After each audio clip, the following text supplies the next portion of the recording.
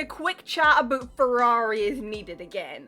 A couple months back, I did a video titled Why You Shouldn't Give Up on Ferrari Yet, and I stand by the general thought in that video I gave that for challenging for second in the championship this year and for the championships in coming years, you should not give up on them, and that Frederic Vasseur knows what he's doing and is a man to lead Ferrari back to the top. But today I want to speak about this year, 2023, because while I'm still had no hope that Ferrari are going to improve as the 2023 season goes on to hopefully challenge Aston Martin and Mercedes for that second in the Constructors' Championship, things have not begun to well for the Italian team so far this year. Hopes and expectations for Ferrari were, I think, pretty high coming into this year, and that hope and expectation has not been delivered on so far. Paired to it has been some bad luck with Leclerc's failure in Bahrain and subsequent grid penalty in Saudi, and then the race to forget in general that they had in Australia.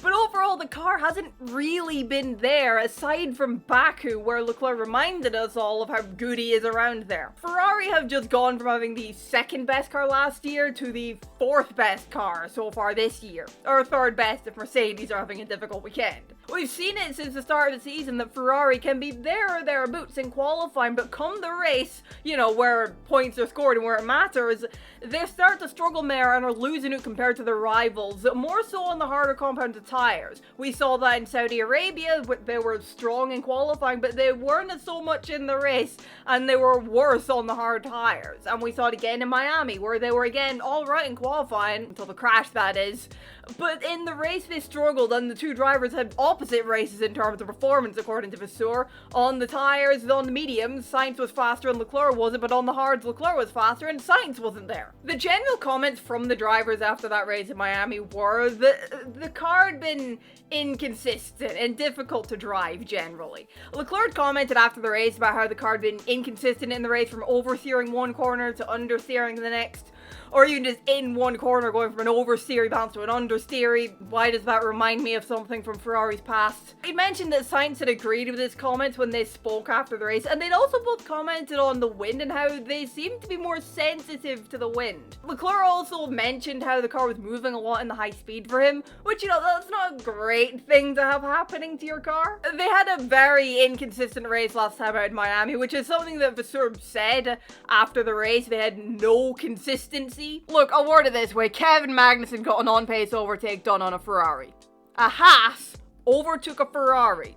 And then it took Leclerc until the 40s and laps to get back past him. Just saying. Ferrari have got work to do. Perhaps trading a little bit of quality performance for better race performance might be an idea, because at the end of the day, it's the race where points are scored. Obviously not giving up too much in qualifying, obviously. But improving the car is the general gist of what they need to do, and that's going to be an important thing over the coming weeks and races. They did bring a floor upgrade to Miami, and they do have upgrades on the way in the coming weeks over Imola and Barcelona. Reports are that for Barcelona, revision to the side pod concept is on the way, as well as internal components of the rear suspension and maximizing the flow towards the diffuser ramps. Part of that package might come in Imola, possibly the new rear suspension for Imola, but I do not know. Do not quote me on that. The Barcelona upgrade package is reportedly worth 3/10.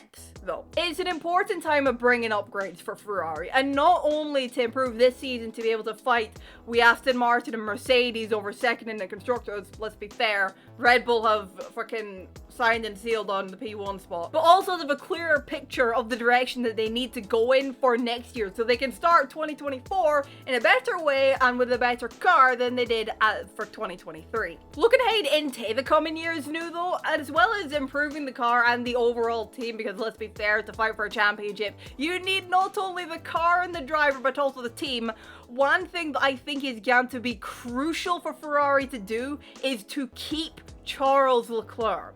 His contract comes to an end in 2024, and it is my opinion that it is going to be crucial for Ferrari that his contract is extended beyond that.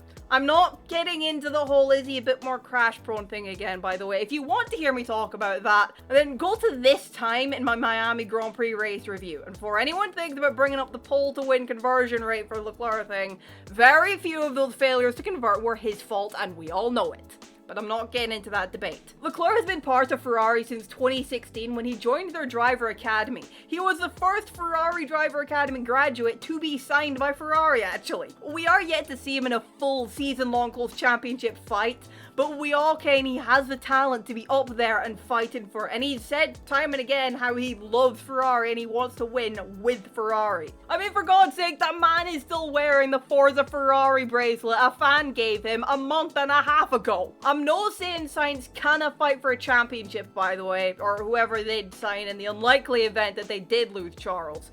I'm just saying that I feel like if any one driver can end Ferrari's championship-less run, it is Charles Leclerc. I do not think they hit to worry about losing Leclerc though, as he's made it very clear he loves Ferrari and he backs his team and has full confidence in Vasseur and his vision for the future. And honestly, I have faith in Vasseur as well. I've said in my last Ferrari video on how I think Vasseur is the right man to be leading Ferrari back to the top, and I've said at the beginning of this video that I still stand by that comment. It was never going to be an overnight fix at Ferrari bringing Vasseur in, as much as we all would have liked it to, maybe. It wasn't going to be a case of he'll come in and everything will be fixed, because that's not how Formula 1 works. He's making the changes, he's bringing new people into the team, word is he's trying to get some engineers from Red Bull. And the thing to remember here with Vasseur and Ferrari right now, the SF23 is not his car. It was designed when Binotto was still at the helm. But look, my general point here is that, yes, it's been a difficult start for Ferrari, but I think it's going to improve as time goes on and when they get their minds around whatever the car is doing. And as I said, they have upgrades on the way for Barcelona. Hopefully they can help out.